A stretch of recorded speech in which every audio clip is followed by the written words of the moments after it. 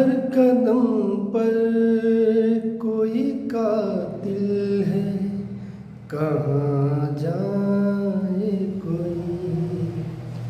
हर कदम पर कोई कातिल है, कहाँ जाए कोई। जिंदा रहना बड़ा मुश्किल है, कहाँ जाए कोई। हर कदम पर कोई कातिल है, कहाँ जाए कोई।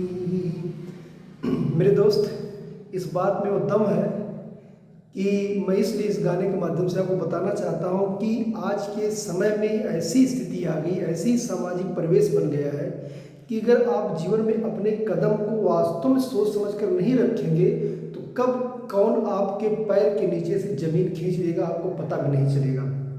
ठीक, क्योंकि समाज में इतनी दुर्भावना फैल गई है, इतनी ज़्यादा सौहार्द नाम की चीज़ ही खत्म हो गई है। और ख़ास करके मैं जो यूथ आ रही है, जो यूथ जनरेशन है, जो नए बच्चे आ रहे हैं, उनको भी ये कहना चाहूँगा कि बेटा अपने लाइफ में आप सोच समझ कर ही कोई फैसला लीजिए, कोई कदम उठाइए। ठीक है, क्योंकि एक छोटी सी घटना ऐसे हमारे ही बगल में आ गई कि अभी 10-12 साल का लड़का, बताइए, वो सुसाइड कर लिया। इसका क्या मतलब है? इसका मतलब है वो अपने ट्रैक से हट गया था, उसकी मानसिक स्थिति सही नहीं हो पाई या उसके परिवार वाले या घर वाले उसको संभाल नहीं पाए।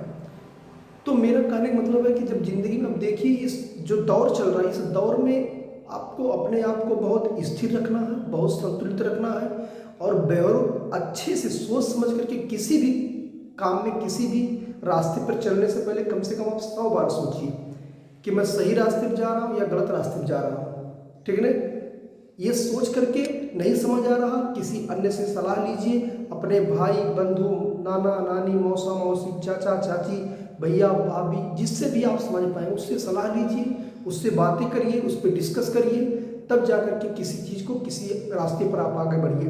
क्योंकि यहाँ कब कौन आपके साथ क्या कर जाएगा आपको भी नहीं पता है। ठीक है ना? तो इसीलिए मैं शुरू में मैंने जो लाइनें गुनगुनाई है वो उसी का मतलब था। ठीक है, तो कुछ भी करने से पहले कम से कम 100 बार सोचिए, तब जाकर के कोई काम कदम आगे बढ़ाइए। थैंक यू, धन्यवाद।